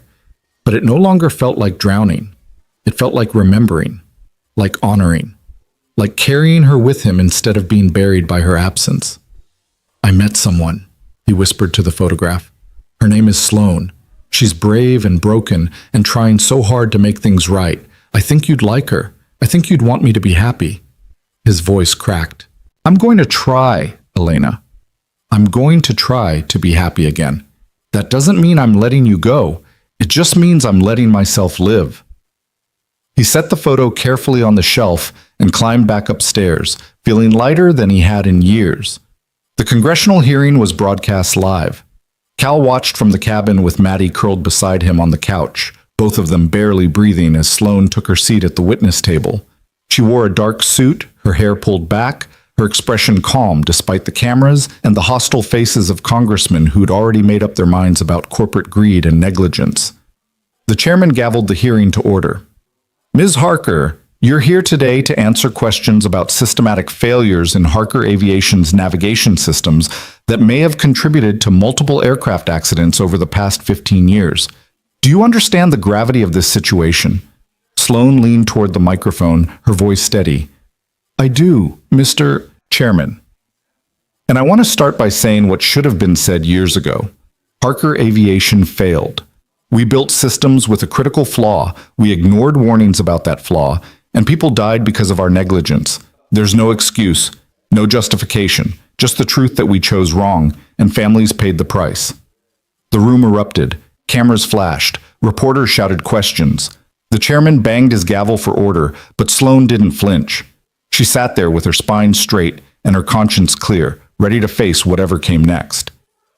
For the next 4 hours, she answered every question with brutal honesty. Yes, her father had known about concerns with the Gen 2 system. Yes, internal memos had been buried. Yes, the company had prioritized market share and profit margins over comprehensive safety reviews. She presented documentation, engineering reports, email chains that painted a damning picture of institutional failure. But she also presented solutions. A complete redesign of the navigation architecture, third-party safety audits, a victim compensation fund, industry-wide reforms. She didn't hide behind lawyers or corporate doublespeak. She took responsibility, owned the failures, and committed to spending whatever it took to make things right. One congressman, red-faced and aggressive, leaned into his microphone. Ms. Harker, you're asking us to believe that you knew nothing about these issues until recently, that you inherited this mess from your father, but you've been CEO for 5 years. Why should we believe you're not just as culpable? Sloan met his eyes without wavering. Because if I'd known 5 years ago what I know now, I would have done exactly what I'm doing today. I would have grounded the fleet, fixed the systems, and told the truth. My father made choices I don't agree with, choices that cost lives. But I can't change the past. All I can do is make sure the future is different, and I'm willing to stake everything I have, my company, my reputation, my freedom, on making that happen.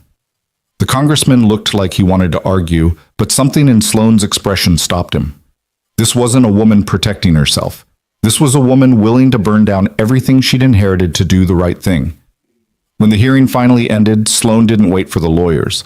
She walked straight to the press area and gave an impromptu statement. To every family who lost someone because of our failures, I'm sorry. Those words aren't enough. They'll never be enough.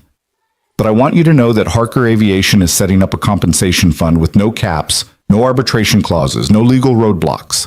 If our systems contributed to your loss, we will make it right financially. And more importantly, we will make sure it never happens again. Cal watched her face on the screen. This woman who'd gone from corporate CEO to crusader in the span of weeks, and felt something fierce and protective surge through him. She was doing this partly for him, partly for Elena, but mostly because it was who she was at her core, someone who couldn't live with lies. Maddie looked up at him. She's really brave, isn't she? Yeah, kiddo, she really is. Are you going to marry her? Cal choked on his coffee. What? Mads, we're figuring things out. But you like her. A lot. I can tell.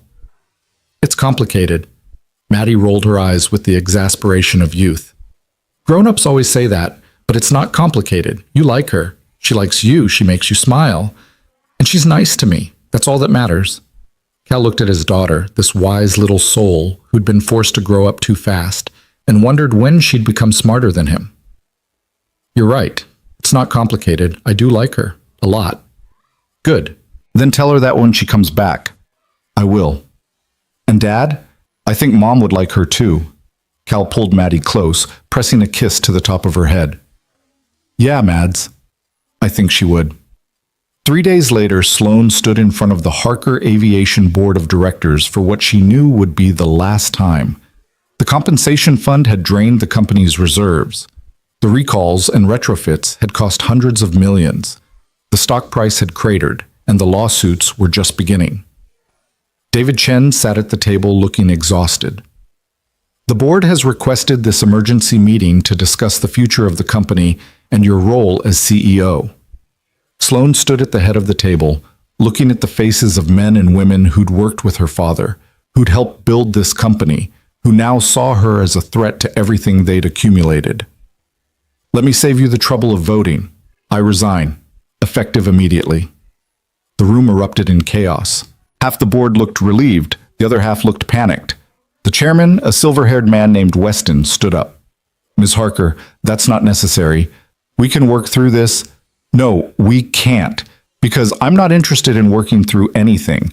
I'm interested in burning down every corrupt structure that allowed people to die for profit, and you can't do that from inside the boardroom. Sloane pulled out a folder and slid it across the table. This is my formal resignation, along with recommendations for restructuring the entire company. You'll want to read it carefully, because if you don't implement these changes voluntarily, I'll make sure the FAA and Congress force you to. Weston picked up the folder with shaking hands. You're destroying everything your father built. My father built a company on lies. I'm giving you a chance to build something better. Sloane turned to leave, then paused at the door. Oh, and the compensation fund? I'm personally guaranteeing it with my inheritance. Every penny my father left me is going to the families he failed. Consider it his final act of accountability. She walked out of that boardroom with nothing but the clothes on her back and the keys to a rental car. No job, no company, no safety net.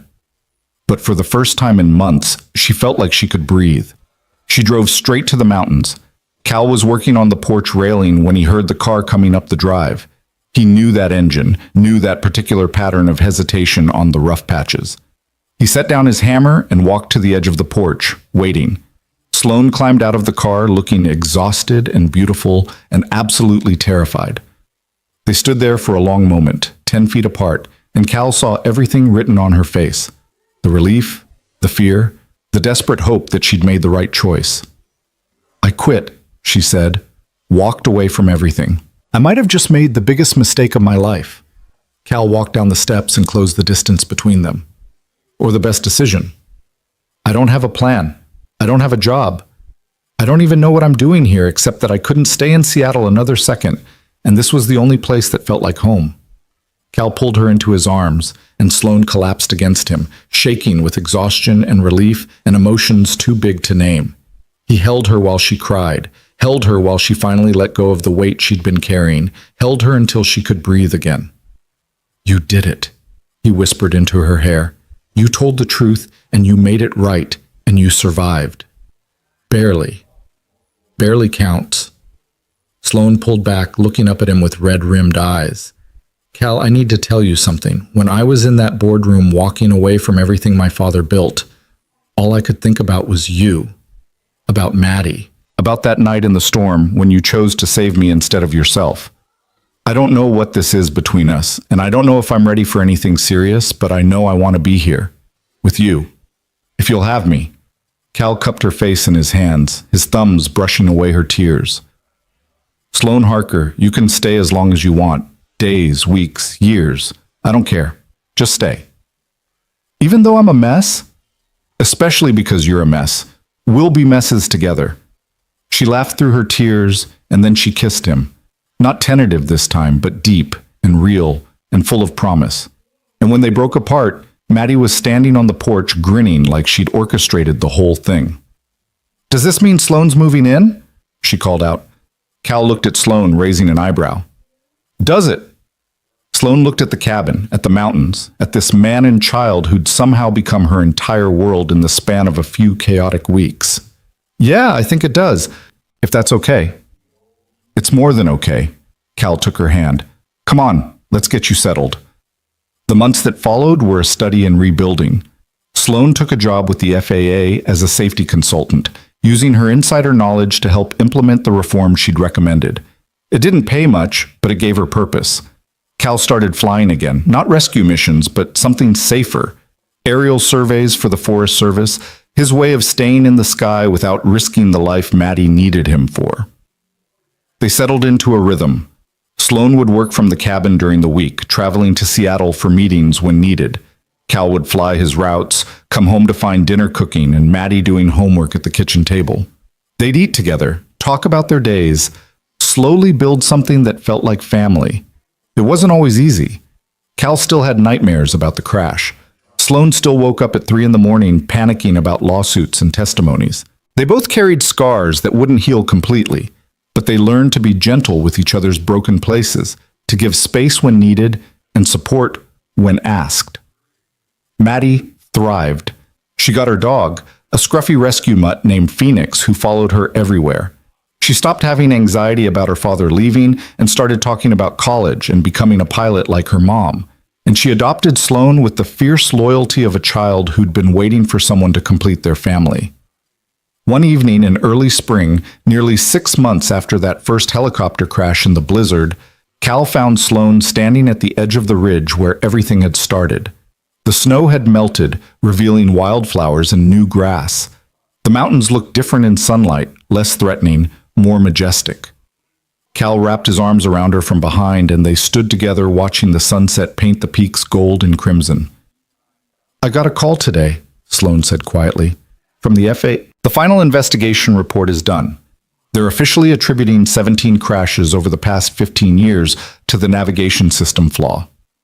17 families getting answers, getting closure. That's because of you. It's because of us. If you hadn't saved me, if you hadn't shown me Elena's circuit board, if you hadn't been brave enough to tell your story, none of this would have happened. Cal pressed a kiss to her temple. Then I guess we make a good team. The best team. Sloane turned in his arms to face him. Cal, I have something for you. She pulled a small box from her pocket. Cal's heart stopped. Sloane, it's not what you think. Open it. He opened the box and found a ring, simple silver with an inscription inside. He held it up to the light, reading the 2 words engraved there. Don't leave. Sloane's eyes were bright with tears. That's what I said to you in the storm, when everything was falling apart and I thought we were going to die. I told you not to leave me, and you didn't. You stayed even when it meant crashing, even when it meant risking everything. So I'm asking you now, don't leave. Stay with me. Build this life with me. Let me be part of your family. Cal stared at the ring, at this woman who'd walked away from everything to stand with him in the wreckage and build something new. Sloane, are you proposing? I'm saying I love you, and I want forever, if you'll give it to me. Cal didn't trust his voice, so he just pulled her close and held her while the sun set behind them. When he could finally speak, his voice was rough with emotion. I love you too. And yes, to all of it, to forever. They kissed as the last light faded from the sky. Two broken people who'd found each other in the worst possible circumstances and chosen to heal together. Behind them, the cabin door opened and Maddie came running out with Phoenix at her heels. "Dad! Sloan! Come see!" "There's a fox in the yard and Phoenix is being super brave," and she stopped, seeing them standing there with matching expressions. "Wait, did something happen?" Cal held up the ring. "Sloan asked me to marry her." Maddie's eyes went huge. "And you said yes?" "I said yes." Maddie screamed with pure joy and launched herself at both of them, Phoenix barking and jumping around their feet. They stood there in a tangle of arms and laughter, this mismatched family that had been forged in tragedy and tempered by love. "So when's the wedding?" Maddie demanded. Sloan laughed. "We literally just got engaged 10 seconds ago." "But you're going to have one, right? Can I be the flower girl? Can Phoenix be in it too? Can we have it right here on the ridge?" Cal met Sloan's eyes over Maddie's head, and they shared a smile. "Yeah, kiddo, we'll have it right here on the ridge." "When?" "When the wildflowers bloom," Sloan said softly, "when everything is alive and new again." The wedding took place 3 months later on the ridge where Cal had first pulled Sloan from the burning helicopter. It was small, just Mrs. Chen, a handful of friends, Ryan Voss and his now wife who'd insisted on flying up for the ceremony. Maddie wore a yellow dress and carried wildflowers.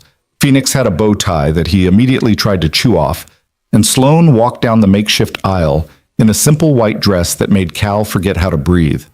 They exchanged vows under an arch that Cal and Maddie had built together, promising not perfection, but presence, not to forget the past, but to honor it while building something new. When the officiant pronounced them married, Maddie cheered so loud that birds took flight from the surrounding trees. At the reception, really just dinner at the cabin with too much food and terrible dancing, Ryan pulled Cal aside. His leg had healed well, though he still walked with a slight limp. "I never properly thanked you for coming into that storm, for not giving up." Cal shook his head. "You don't need to thank me." "Yeah, I do. I was lying there in the snow convinced I was going to die alone, and then I heard the rotors. I heard you fighting to keep that helicopter in the air. You didn't quit even when any sane person would have." Ryan's voice caught. "I'm getting married next month. I'm alive to marry the woman I love because you refused to leave me behind, so thank you for all of it." Cal clasped his shoulder, unable to speak past the lump in his throat. Ryan had been his second chance, his proof that he could still save lives instead of just mourning the ones he'd lost. "You're welcome. And congratulations." As the sun set and the party wound down, Cal found himself standing at the edge of the ridge again, this time with his new wife beside him and his daughter asleep against his shoulder. The three of them looked out over the mountains that had taken so much but somehow given back even more. "What are you thinking?" Sloan asked softly. "That a year ago I was convinced I'd spend the rest of my life hiding up here, alone or broken, unable to forgive myself for something that was never my fault. And now? Now I have you. I have Maddie. I have a future that doesn't feel like punishment." He turned to look at her, this brilliant, brave woman who'd chosen him when she could have chosen safety. "Thank you for seeing me when I was invisible, for staying when I crashed, for loving me even when I didn't think I deserved it." Sloan leaned her head against his free shoulder, careful not to wake Maddie. "Thank you for running into the fire, for not letting me die, for showing me what real courage looks like." They stood there as the stars came out, three people who'd found each other in the storm and chosen to build something beautiful from the wreckage. The mountains rose around them, eternal and unmovable, and for the first time since Elena's death, Cal felt at peace. He'd lost his first love to a tragedy he couldn't prevent. He'd spent a decade drowning in guilt and grief, but somewhere in that darkness, he'd found Sloan, found purpose, found a reason to step back into the light. And standing here now with his family, with the ring Sloan had given him pressed against his heart, Cal understood something fundamental. The crash had broken him. But breaking wasn't the end of the story. It was just the beginning of learning how to rebuild. He'd saved Sloan twice. She'd saved him 1,000 times over just by believing he was worth saving. And together, with Maddie sleeping between them and Phoenix curled at their feet, they'd build a life that honored the past without being trapped by it. A life filled with morning coffee and terrible jokes, with flying lessons and Sunday pancakes, with love that was hard-won and fiercely protected. The mountains had taken Elena, but they'd also given him Sloane. And maybe that was the truth about grief. It didn't disappear. It just made room for new love to grow alongside it. As the night deepened and the temperature dropped, Cal carried Maddie inside. Sloane followed, turning off lights and locking doors, Phoenix trotting behind her. They tucked Maddie into bed, Phoenix curling up at her feet, and then retreated to their own room. Cal pulled Sloane close, feeling the steady beat of her heart against his chest. "I love you, Mrs. Mercer." Sloane smiled against his shoulder. "I love you too. And Cal?" "Yeah?" "Thank you for not leaving. Not in the storm, not in the hospital, not ever." "I'll never leave," he promised. "That's what the ring means. That's what forever means." They fell asleep wrapped around each other, two people who'd survived the worst and chosen the best. And in the morning, they'd wake up to Maddie demanding pancakes and Phoenix stealing socks and all the beautiful chaos of the life they'd built together. But for now, in the quiet darkness of the mountain cabin, they were simply at peace. The storm had passed, the wreckage had been cleared, and from the ashes of tragedy, something stronger had emerged. A family, a future, a love that had been forged in fire and tempered by truth. And on the ridge where it all began, where Cal had run into the blizzard to save a stranger who'd become his everything, wildflowers bloomed in the morning sun, a promise that even in the hardest places, life finds a way to begin again.